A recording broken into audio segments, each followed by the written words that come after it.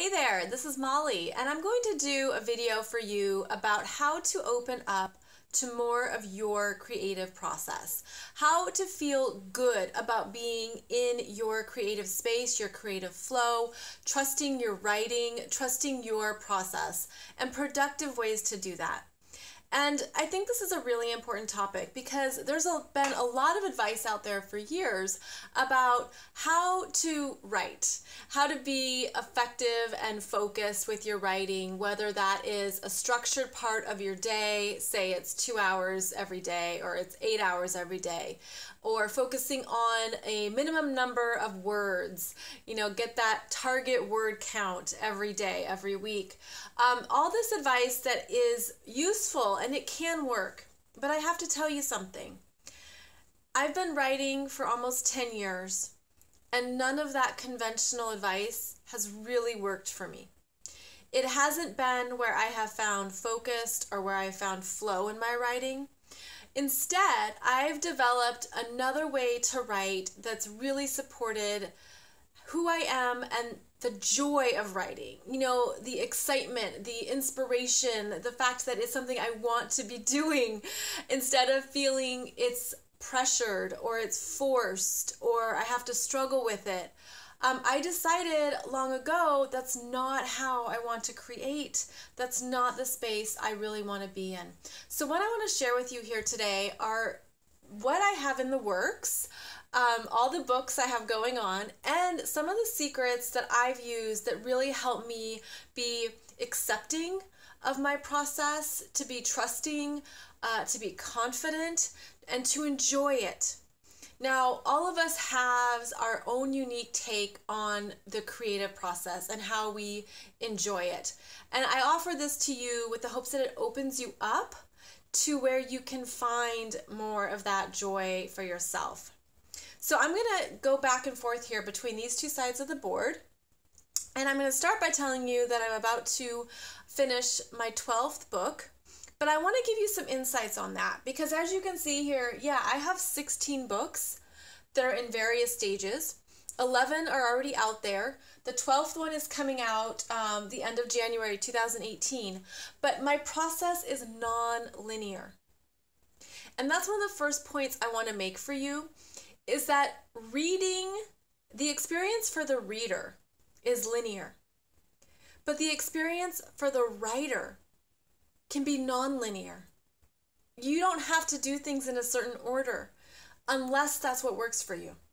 You're going to find here that I am very non-linear in my writing process and in my creation process. So let me give you some information about that and how it's worked for me. So the 12th book that's coming out, I started writing that in 2014. And then I didn't touch it for a few years. I came back to it in late 2017. That's when I had the book cover design completed. And that's when I realized I'm ready to take this one to the finish line. So that book started in 2014 and I didn't touch it for years. And then it was ready. The 13th book that I have on my computer, I don't know when this one's coming out. Maybe late 2018. It's another memoir, and I started writing that one in 2009. And I've been writing it off and on since 2009. There are times when I have something to say about that story and what's in there, and there's times when I have nothing to say and I have no inspiration and no flow. The book cover is not done. The book cover is something I'm still visualizing and thinking about what I want it to feel like, what I want it to look like. So the book cover is not done. But this is one that has been on and off for about 9 years now. And with this memoir, I've had to sit with it and let some things marinate. And some books require that from you. They require more of that time where it's in your head before it's on the paper. I still consider that writing. I still consider the times when you marinate and you think about something, whether it's a theme, a message, anything you want to put down, I still consider that part of the writing process. You don't have to be sitting at a computer and typing away on the keys to be engaged in a writing process. So the 13th book, I don't know when it's coming out, maybe late 2018, who knows? The 14th book, this is one about energy and spirituality stuff that I started writing in 2011. And I didn't work on it for 6 years. 6 years. But the book cover is done. I love the book cover. And this one, it comes and goes with the inspiration on what I want to say. And because the book cover is done, it helps me visualize that one being complete. I'll actually tell you that this book is about 90% complete. And I'm not excited about it. So I'm not forcing it. And I'm just letting it sit on the sidelines until I feel energized about it, until I want to take the last 10% to the finish line. I've realized that when a book is almost done but not quite done, that something has to change or I need to add more to it. There's something about it that I just need to trust that it's coming together. And I'm not going to force it to be done. So that's that book. 15th book is about relationships. The book cover is done, and I'm so in love with this book cover. I just think it's beautiful, and it motivates me to look at the book cover. This book, I started writing in 2017. It is fully outlined. There's parts of it that have to be developed and more things I need to add in to make it truly a book. But in terms of the planning process, it's all done. I didn't touch it for, say, 4 months, but it's one that I actually feel really excited about. I don't know when that one will be released, but it has a very different energy than this book or this book. And then the 16th book here, it's a spiritual guide, and it's one I started writing in 2016. The book cover is done. It's actually, this one's related to another bigger project, so I need them both to be completed before they're done and released. So maybe that will be 2019. I don't know. Maybe 2020. Maybe. But what I do here is I keep it open. And I think of it as a tree with multiple pieces of fruit. And sometimes you want the low-hanging fruit, and other times you want a certain type, okay? So I don't put pressure on myself in my writing process. I keep it open. I trust where I feel interested, motivated, where I have something to say, where I have something that comes together clearly here, so it's clear when I type it out. So all of this leads me to part of my writing process. So obviously, yes, I have multiple projects going on, but it's not just writing projects. I do different types of classes and I work with clients one-on-one. In other words, I have other revenue streams. That's important. It's not only my books. So that alleviates some of the pressure to write, because there are authors out there who are creating 3 books a year because it's part of their main revenue. When you have the ability to choose, that makes a difference in where you can invest your energy. So I have the luxury to choose. I work with target due dates, not hard due dates. And here's an example. In 2015, I've had this process going on for years now where I have all these different books in different stages. In 2015, I released 3 books. One of them I completed in a month. Another one I had started in 2009 and finally released in 2015. Another one I had been working on for 3 years, and I had that one released in 2015.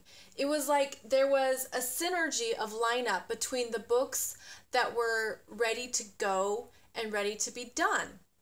And the other important factor was that in 2015 I was pregnant, so I had a hard due date of August, before the baby came. So that was a motivation. So I was able to use these target due dates to get a bunch of books done, which was motivating. And they had been germinating, like these ones, for some time. So again, your writing process doesn't have to be linear. It can be open. Now, depending on the kind of writing you do, well, that will affect, what books you're working on.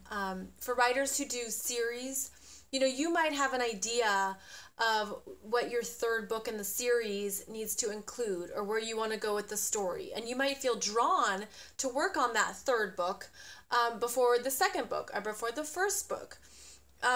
It's a different requirement because clearly you need to have books 1 and 2 done before you release book 3.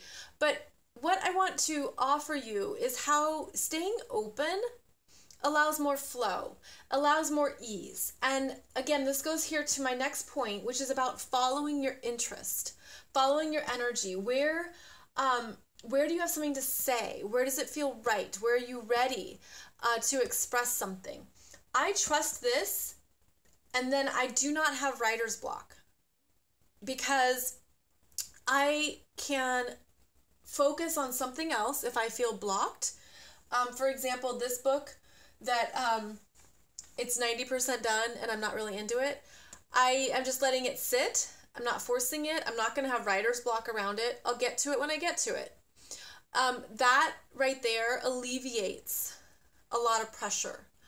And when we're in that space of wanting to get something done, we have to give ourselves the space it takes to be kind to ourselves. I think that when we are in our creative element, being open, being trusting, and enjoying ourselves is so paramount. I decided a long time ago with my creative process that I'm not going to struggle against myself. Where's the fun in that? Where's the joy in that? Where's that's not what I want the experience to be. That's also not what I want my life to be. So how you create and how you express is another way that we live our lives. And so what do you want that to be for yourself? What do you want that to look like? It goes here to this open, trusting, happy, feminine energy. And again, that whole not being hard on myself anymore. Because I was for years. I started writing in 2008 and I got 80% done and I struggled with the last 20% of the book. I didn't touch it for years and I was really hard on myself. And after I published that first book and I got some momentum going and I understood more about my process and what worked for me, I really had to make that personal declaration that I'm not going to struggle with this. I'm not going to do that. I'm not going to live that way. And that has really worked for me, to have that sense of not just enjoyment, but power over your own creative process and what you need and where you feel excited about what you create and offer and share. And so then obviously my last point here, continual ideas in motion. Yeah, you think? Continual ideas in motion. And so I keep track of all these books.